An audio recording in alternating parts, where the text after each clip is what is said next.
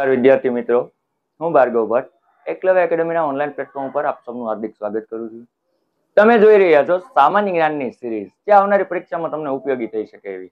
આ સિરીઝની અંદર આપણે 6 એપિસોડ જોયા છે. આજે આપણે વાત કરીએ એપિસોડ નંબર 7. ચાલો તો શરૂઆત કરીએ એપિસોડ નંબર 7, જનરલ નોલેજ, સામાન્ય જ્ઞાન. તો આજે આપણે જોવાના છે પ્રશ્નો, જેમાંનો પહેલો પ્રશ્ન આપણને આપેલો છે. વર્ષ 2011 ની વસ્તી ગણતરી મુજબ, જો મિત્રો યાદ રાખજો, વસ્તી ગણતરી કયા વર્ષની કીધી છે? 2011 ની. આ વસ્તી ગણતરી મુજબ રાજકોટ જિલ્લાનો સાક્ષરતા દર, કયો જિલ્લો છે? રાજકોટ જિલ્લો. એના માટેનો સાક્ષરતાનો દર ખાલી જગ્યા છે. તો મિત્રો યાદ રાખો કે વર્ષ 2011 ની ગણતરીમાં રાજકોટ જિલ્લાની અંદર સાક્ષરતા દરની વાત કરવામાં આવે તો ત્યારે સાક્ષરતા દર છે 81.0 નોંધાયો હતો. મતલબ આપણો જવાબ આવશે એ. મિત્રો યાદ રાખજો, વર્ષ 2011 રાજકોટ જિલ્લો, સાક્ષરતા દર 81.0. આ આપણો જવાબ થશે. ક્લિયર? ચાલો એનાથી આગળ વધીએ નેક્સ્ટ ક્વેશ્ચન તરફ. ગૂગલ નું સૌથી મોટું બજાર, મિત્રો યાદ રાખજો, ઉત્પાદન નથી કીધું, આપણને શું કીધું છે? ગૂગલ માટેનું સૌથી મોટું બજાર. ગુજરાતની અંદર ગૂગલ માટેનું સૌથી મોટું બજાર ખાલી જગ્યા છે ક્યાં? સંકલપુર છે, ડાકોર છે, પાવાગઢ છે કે અંબાજી છે? તો મિત્રો આપણને ખબર જ છે, સૌથી વધુ એવું વેચાણ થતું હોય, જે બજાર ભરાતી હોય, એ બજાર ક્યાં છે? અંબાજીની અંદર. તો આપણો જવાબ થશે અંબાજી. ઓકે મિત્રો, ત્યાર પછી આગળ વધીએ નેક્સ્ટ ક્વેશ્ચન તરફ. તાપ વિદ્યુતના ઉત્પાદનમાં અને ડામર માટે શું કીધું છે? તાપ વિદ્યુતના ઉત્પાદનમાં અને ડામર માટે ખાલી જગ્યા ખનિજ ઉપયોગી છે. કઈ એવી ખનિજ છે જે તાપ વિદ્યુતમાં પણ આવે છે અને ડામર માટે પણ આવે છે? તો અહીંયા જોઈએ 4 ઓપ્શન આપ્યા: ડોલામાઇટ, લિગ્નાઇટ, ફાયર ક્લે કે વેનેડિયમ. તો મિત્રો યાદ રાખજો, લિગ્નાઇટ જે છે એ આપણે ડામર માટે પણ ઉપયોગ કરીએ છીએ અને તાપ વિદ્યુત ઉત્પાદન માટે પણ ઉપયોગ કરીએ છીએ. ક્લિયર મિત્રો? શું જવાબ આવશે? જવાબ આવશે લિગ્નાઇટ. ક્લિયર? આગળ વધીએ નેક્સ્ટ ક્વેશ્ચન તરફ. નેક્સ્ટ ક્વેશ્ચન આપણને આપેલો છે, થર્મોકોલ બનાવવા માટે ખાલી જગ્યા ખનિજનો ઉપયોગ થાય. મિત્રો થર્મોકોલ તો તમે જાણો જ છો. હા, આ થર્મોકોલ કઈ ખનિજમાંથી બનાવવામાં આવે છે? તો યાદ રાખો, આ ખનિજ માટે આપણને ખાલી જગ્યા આપેલી: ગ્રેફાઇટ, ચિરોડી, મેંગેનીઝ કે ફ્લોસ્પાર. મિત્રો આનો જવાબ શું આવશે? તો કે આનો જવાબ આવશે ગ્રેફાઇટ. યાદ રાખજો મિત્રો કે જે થર્મોકોલ બનાવવામાં આવે છે એ થર્મોકોલ ગ્રેફાઇટ માંથી બનાવવામાં આવી રહ્યું છે. આ ખનિજ કાચી ધાતુ તરીકે આપણે ગ્રેફાઇટ નો ઉપયોગ કરી અને થર્મોકોલ બનાવીએ છીએ. ઓકે મિત્રો, ત્યાર પછી આગળ વધીએ નેક્સ્ટ ક્વેશ્ચન તરફ. મોરબીમાં ઘડિયાળ ઉદ્યોગની શરૂઆત સમયે, હા મિત્રો આપણને ખબર જ છે, ઘડિયાળ ઉદ્યોગની અંદર સૌપ્રથમ મોરબી છે. હા, પણ શરૂઆતના સમયે ખાલી જગ્યા નામની ચાવીવાળા ઘડિયાળ બનતા. હા, સૌથી પહેલા તમને કદાચ યાદ હશે, આમ ચાવી આમ ચડાવવામાં આવતી અને પછી ઘડિયાળ ચાલતા. હા, આ ઘડિયાળનું ઉત્પાદન થયું, પણ એ ઘડિયાળનું નામ શું હતું? તો આ નામ આપણે આમાંથી જવાબ આપવાનો: Ajanta clock, scientific clock, Asian clock કે ઇલોરા ક્લોક. મિત્રો આપણને ખબર છે, અજંતા અને ઇલોરા, એમાંથી ઇલોરા નામ તો આવતું નથી. અજંતા, તો કે હા અજંતા હતા, પણ ચાવી વાળા નહીં. તો ચાવી વાળા કયા હતા? તો કે યાદ રાખો, એશિયન ક્લોક. આપણો જવાબ શું આવશે? Asian clock. એશિયન ક્લોક છે સૌપ્રથમ ચાવી વાળા ઘડિયાળોનું ઉત્પાદન થયેલું હતું, એ નામ એશિયન ક્લોક છે. ત્યારબાદ જે આપણે ઘડિયાળ બને અજંતા અને એવા અલગ અલગ નામથી આપણે નવા જે ઘડિયાળો બનાવવાના શરૂ કર્યા હતા. સૌથી પહેલું ચાવી વાળું એશિયન ક્લોક આવશે. ક્લિયર મિત્રો? ત્યાર પછી આગળ વધીએ નેક્સ્ટ. દૂધ ઉત્પાદનમાં ગુજરાતનું સ્થાન દેશમાં ખાલી જગ્યામાં છે અને ગુજરાત ને ભારતનું ખાલી જગ્યા કહેવાય. મિત્રો બે બ્લેન્ક, ડબલ બ્લેન્ક વાળા ઓપ્શન અથવા તો એવો આપણને પ્રશ્ન આપે ત્યારે આપણે જવાબ આપવો પડે. તો પહેલું તો એ કે દૂધ ઉત્પાદન ક્ષેત્રે ગુજરાતનું સ્થાન આખા દેશની અંદર કેટલામું છે એ આપણને ખબર હોવી જોઈએ. મિત્રો પહેલા એ જોઈએ, ત્રીજું, પાંચમું, સાતમું કે પાંચમું? મિત્રો એટલી તો ખબર પડી જાય, દૂધ ઉત્પાદન ની અંદર આપણું સ્થાન કેટલામું છે? પાંચમું છે. એટલે કે ઓપ્શન એ ન આવે, ઓપ્શન સી ન આવે, કાં તો બી આવી શકે, કાં તો ડી આવી શકે. હવે શું જોવાનું એનાથી આગળ? અને ગુજરાતને ભારતનું ખાલી જગ્યા કહેવાય તો દૂધ ઉત્પાદન ક્ષેત્રે શું નામ આપે? પેરિસ નામ આપ્યું છે કે ડેનમાર્ક નામ આપ્યું? તો મિત્રો યાદ રાખો, અહીંયા એને પેરિસ નથી કહેવાતું, શું કહેવામાં આવે છે? એને ડેનમાર્ક કહેવામાં આવે છે. એટલે કે દૂધ ઉત્પાદનમાં ગુજરાતનું સ્થાન દેશમાં પાંચમું છે અને જેને ગુજરાત ને ભારતનું ડેનમાર્ક તરીકે ઓળખવામાં આવે છે. ક્લિયર મિત્રો? ચાલો આગળ વધીએ નેક્સ્ટ ક્વેશ્ચન તરફ. જોડકા આપેલા મિત્રો, સરસ મજાના એવા જોડકાના પ્રશ્નો આપણી સામે મૂકેલા છે. શેના માટેનું? તો કે સ્થાપનાના વર્ષ માટેનો. શેનું છે? સ્થાપના વર્ષ. આ સ્થાપના વર્ષ કોના માટે? તો કે ડેરી માટે. આ ડેરીઓનું સ્થાપના કયા વર્ષની અંદર કરવામાં આવેલી હતી એના માટે પ્રશ્ન પૂછેલો. કઈ કઈ ડેરી છે? Sorath dairy, Panchamrut dairy, Halar dairy અને સરહદ ડેરી. એમાંથી સૌથી પહેલા સોરઠ ડેરીની સ્થાપના ક્યારે કરવામાં આવેલી હતી? મિત્રો યાદ રાખો, સોરઠ ડેરીની સ્થાપના જે છે 2001 ની અંદર કરવામાં આવેલી હતી. પહેલામાં સી ઓપ્શન આવે એવા જવાબ. પહેલામાં સી. અહીંયા આપણો જવાબ આ બંને નીકળી જશે. તો પહેલાની અંદર સી આવી ગયું. હવે પંચામૃત ડેરીની સ્થાપના ક્યારે કરવામાં આવેલી હતી? મિત્રો યાદ રાખો, પંચામૃત ડેરીની સ્થાપના 1977 માં કરવામાં આવેલી હતી. એટલે બીજામાં ડી જવાબ અહીંયા નથી, મતલબ આ નીકળી ગયું. તો આપણા બે જ જવાબની અંદર આપણો જે ક્વેશ્ચન હતો એ સોલ્વ થઈ જાય. ક્લિયર? હજુ તમે આગળ જોઈ શકો છો હાલાર ડેરીનું ઉત્પાદન 2013 ની અંદર થયું હતું અને સરહદ ડેરીનું જે સ્થાપના જે છે 2009 ની અંદર. તો મિત્રો યાદ રાખો, Sorath 2000, Sorath dairy 2001, Panchamrut dairy 1977, Halar dairy ની અંદર આવશે 2013 અને સરહદ ડેરી તો 2009. ક્લિયર મિત્રો? આવી રીતે ડેરી ઉત્પાદનના માટે ડેરીની સ્થાપના માટેના પ્રશ્નો પણ તમને પૂછી શકે છે. ક્લિયર? આનાથી આગળ વધીએ. નેક્સ્ટ એના પછી આપેલું છે કે મચ્છરોને કાબુમાં લેવા માટે ચોખ્ખા પાણીની ખાલી જગ્યા માછલી પોરાભક્ષક તરીકે જાણીતી છે. જો મિત્રો સમજો, મચ્છરોનું પ્રમાણ વધી જાય ત્યારે એને કાબુમાં લેવા હોય ત્યારે એના માટે ચોખ્ખા પાણીમાં રહેતી માછલી, પણ કઈ માછલી જે શું કરે છે? પોરાભક્ષક તરીકે જાણીતી છે, જે મચ્છરોને ખાય અને એનું પ્રમાણ છે ઘટાડે. એ માછલીનું નામ શું? તો અહીંયા 4 ઓપ્શન છે: કટલા, ગંબુસિયા, મચ્છારિયા કે ગપ્પી. હવે તમે જો નવો એવો પ્રશ્ન લાગતો હોય, પહેલી વાર જોતા હોય એટલે તમે વિચારો કે મચ્છર ને ખાનારી મચ્છારિયા કહેવાય. ના, મચ્છારિયા નથી.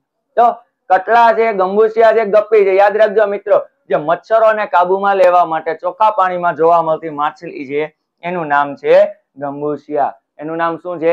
ગંબુસિયા તરીકે એને ઓળખવામાં આવે છે. ક્લિયર મિત્રો? એનાથી આગળ વધીએ નેક્સ્ટ ક્વેશ્ચન તરફ. 9મો પ્રશ્ન. 1861 માં અમદાવાદ ખાતે ગુજરાતની પ્રથમ કાપડ મિલ, આ બ્લેન્ક આપ્યું, કાપડ મિલ ખાલી જગ્યા દ્વારા સ્થાપવામાં આવી છે. મિત્રો યાદ રાખો, 1861 ની સાલ આપી દીધી. અમદાવાદની અંદર ગુજરાતની પ્રથમ કાપડ મિલ ખાલી જગ્યા દ્વારા સ્થાપવામાં આવેલી હતી. ગુજરાતની સૌથી પહેલી કાપડ મિલ ક્યારે સ્થાપેલી છે? 1861. કોણે સ્થાપેલી છે? 4 નામ છે, જોઈએ અહીંયા. બેચરદાસ લશ્કરી, છોટાલાલ રેટિયાવાળા, બેચરદાસ રેટિયાવાળા કે રણછોડદાસ રેટિયાવાળા. મિત્રો એટલી તો ખબર પડી જ જાય કે કાપડ મિલની સ્થાપના છે રેટિયાવાળા દ્વારા થઈ હતી. રેટિયાવાળા વાળો ઓપ્શન તો કે 3 છે, અહીંયા નથી. પણ હવે કોણ હતા? છોટાલાલ હતા, બેચરદાસ હતા કે રણછોડદાસ હતા? યાદ રાખો મિત્રો, અહીંયા જવાબની અંદર આવશે રણછોડદાસ રેટિયાવાળા. આમના દ્વારા છે સૌ પ્રથમ કાપડ મિલ શરૂ કરવામાં આવી હતી અમદાવાદની અંદર 1861 ની અંદર. ક્લિયર મિત્રો? ચાલો એનાથી આગળ વધીએ નેક્સ્ટ ક્વેશ્ચન તરફ. પ્રશ્ન નંબર 10.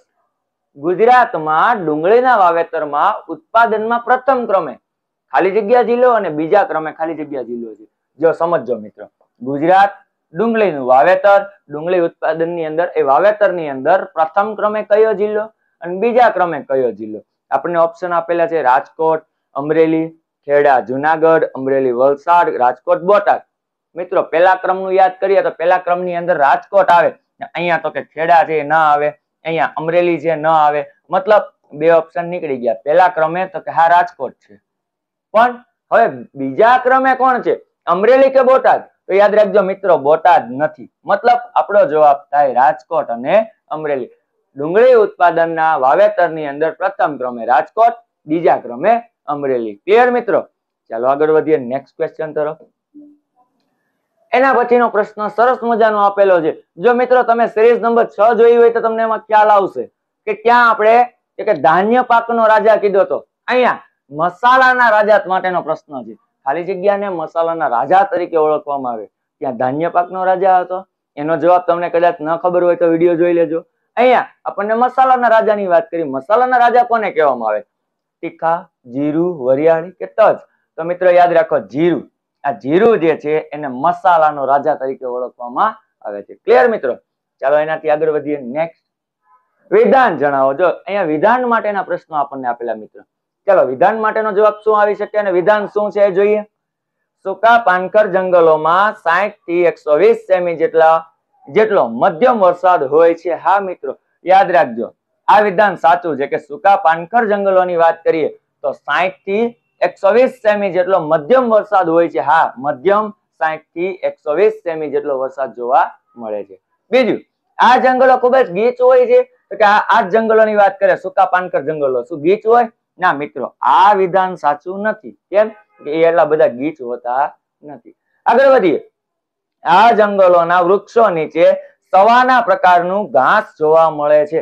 હા મિત્રો, અહીંયા સવાના પ્રકારનું ઘાસ જોવા મળે છે. આ વિધાન સાચું છે. મતલબ પહેલું અને ત્રીજું વિધાન સાચું છે, બીજું વિધાન ખોટું છે. મિત્રો જોઈએ આપણે, આમાંથી પહેલું અને ત્રીજું સાચું હોય અને વિધાન 2 ખોટું હોય એવો ઓપ્શન આપણને અહીંયા જોવા મળે. જોઈ લો, વિધાન 1 અને 3 સાચા છે અને 2 ખોટું છે. તો આપણો જવાબ બી થશે. ક્લિયર મિત્રો? ચાલો એનાથી આગળ વધીએ નેક્સ્ટ ક્વેશ્ચન તરફ. 13મો પ્રશ્ન. ગુજરાતમાં સૌથી વધુ વરસાદ ખાલી જગ્યા અને ખાલી જગ્યામાં પડે છે, તેથી તેને અનુક્રમે ગુજરાતનું ચેરાપુંજી અને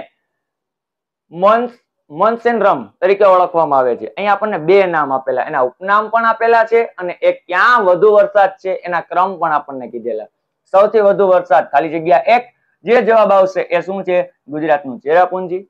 અને બીજા ક્રમની અંદર જે આવે છે એ તો કે એનું નામ આપેલું છે મોન્સેનરમ. આ બંને માટે આપણે જવાબ આપવાનો છે. ચાલો ચેક કરીએ કે ગુજરાતમાં સૌથી વધુ વરસાદ પહેલી ખાલી જગ્યા ચેક કરીએ. શું નલિયામાં પડે છે, ધરમનગરમાં, ધરમપુરમાં કે ગોવિંદપુરમાં? યાદ રાખો, નલિયા નથી, ગોવિંદપુર નથી. ધરમનગર કે ધરમપુર કન્ફ્યુઝનમાં લાવી શકે મિત્રો. હા, પણ યાદ રાખજો ધરમનગર નહીં, ક્યાં? ધરમપુર. એક જવાબ આવી જાય ધરમપુર. ધરમપુર એટલે ગુજરાતનું ચેરાપુંજી કહેવાય. તો હવે બીજો તો એમનેમ જ મળી ગયો, કપરાડા. કપરાડા જે છે એ બીજા ક્રમની અંદર આવે છે અને મોન્સેનરમ તરીકે ઓળખવામાં આવે. ક્લિયર મિત્રો? આપણો જવાબ આવશે સી. ડન. એનાથી આગળ વધીએ નેક્સ્ટ ક્વેશ્ચન 14. 14મા ક્વેશ્ચન ની અંદર પણ આપણને જોડકા આપેલા મિત્રો. ચાલો જોઈએ જોડકાની અંદર શું કીધું કે ઘેડની જમીન, ધારની જમીન અને રોયની જમીન. એની અંદર તો કે આ મુદ્દાઓને ધ્યાનમાં રાખવાના છે કે ભેજ સંગ્રહ શક્તિ વધુ અરવલ્લી પર્વતમાળાના ક્ષેત્રમાં મગફળીના વાવેતર માટે છે કે ડાંગરના અને ડાંગર મગફળી માટે છે. તો મિત્રો યાદ રાખો, ઘેડની જમીન જે છે એ ડાંગર અને મગફળી માટે છે. કેના માટે છે? ડાંગર અને મગફળી માટે. ધારની જમીન એ મગફળીનું વાવેતર માટે પ્રખ્યાત છે અને રોહિણી જમીન જે છે એ અરવલ્લી પર્વતમાળાના ક્ષેત્રમાં જોવા મળે છે. તો મતલબ એ ઓપ્શન આપણો ક્યાંય આવતો નથી. હવે આને ક્રમમાં આની અંદર ચેક કરીએ. ઘેડની જમીન માટે ડી આવવું જોઈએ. પહેલાની અંદર ડી અહીંયા છે, અહીંયા નથી, આ ઓપ્શન નીકળી ગયો. અહીંયા આપેલો છે, આ ઓપ્શન પણ નીકળી ગયો. હવે આગળ વધીએ. ધારની જમીન, તો ધારની જમીન માટે આપણે વાત કરી કે મગફળીના વાવેતર માટે, એટલે બીજાની અંદર સી આવવું જોઈએ. જો અહીંયા જોઈ શકો છો, બીજામાં સી, બીજામાં સી. જો મિત્રો ટફ બનાવી શકે એવો પ્રશ્ન. કેમ? બધું સોલ્વ થાય તો જ જવાબ આવે. હવે ત્રીજાની અંદર વાત કરીએ રોહિણી જમીન, તો કે એનામાં જવાબ આવવો જોઈએ બી, અરવલ્લી પર્વતમાળા. તો ત્રીજામાં બી અહીંયા આપેલું છે, અહીંયા નથી. મતલબ આપણો સાચો જવાબ થશે એ. ક્લિયર મિત્રો? ચાલો એનાથી આગળ વધીએ નેક્સ્ટ ક્વેશ્ચન, ક્વેશ્ચન નંબર 15 તરફ. ફરી એક વખત વિધાન વાળા પ્રશ્નો આપેલા. ચાલો જોઈએ વિધાનના પ્રશ્નની અંદર શું કીધું કે ગુજરાતમાં વિસ્તારની દ્રષ્ટિએ કાળી જમીન પ્રથમ ક્રમે આવે છે. હવે મિત્રો યાદ કરો, વિસ્તારની દ્રષ્ટિએ કાળી જમીન છે એ સૌથી પ્રથમ ક્રમે આવતી હોય એવું આપણને ક્યાંય કીધેલું? ના મિત્રો, આ વિધાન ખોટું છે. કેમ? કાળી જમીન છે એ પ્રથમ નથી. પ્રથમ આવે કાપની જમીન અને એના પછીના ક્રમે કાળી જમીન આવે, એટલે કે આ વિધાન ખોટું છે. ક્લિયર? આગળ વધીએ. તળ ગુજરાત અને સૌરાષ્ટ્રના ખડકોના ઘસારાથી છૂટા પડેલા દ્રવ્યોના નિક્ષેપણથી આ પ્રકારની જમીનની રચના થાય છે. તો હા મિત્રો, આ વાત સાચી છે કે કાળી જમીન જે છે એ તળ ગુજરાત અને સૌરાષ્ટ્રના ખડકોના ઘસારાથી છૂટા પડેલા દ્રવ્યોના નિક્ષેપણથી આ પ્રકારની જમીન તૈયાર થાય. અને ત્રીજો પોઈન્ટ, તેનું બીજું નામ કપાસની કાળી જમીન છે. હા, કાળી જમીનનું બીજું નામ કપાસની કાળી જમીન પણ કહેવામાં આવે. મતલબ પહેલું વિધાન ખોટું છે, પહેલું વિધાન ખોટું છે અને બાકીના બંને સાચા છે. તો એ ઓપ્શન અહીંયા જોવા મળે છે. આપણો જવાબ થાય ઓપ્શન ડી. ક્લિયર મિત્રો? અહીંયા આપણે આજની સિરીઝની અંદર 15 એવા MCQ, જે જોડકા, વિધાન, 2 ખાલી જગ્યાઓ, 1 ખાલી જગ્યાઓ, કોઈ દર માટે, આ અલગ અલગ પ્રકારના નવા નવા પ્રશ્નો તમારા માટે લાવ્યા. આ પ્રશ્નોની અંદર તમને ઘણું બધું જાણવા મળ્યું હોય જે આવનારી પરીક્ષામાં કામ લાગી શકે છે. તો એવી જ રીતે આ વિડીયોમાં તમને મજા આવી હોય તો લાઈક કરવાનું, કમેન્ટ કરવાનું, સબસ્ક્રાઇબ કરવાનું અને શેર કરવાનું ભૂલતા નહીં. અને અમારી સાથે જોડાતા રહેજો. આવનારા સમયમાં ફરી ને ફરી નવા પ્રશ્નો અને નવા જીકે ના પાઠને તમારી સામે લઈને અમે આવતા રહીશું. Thank you.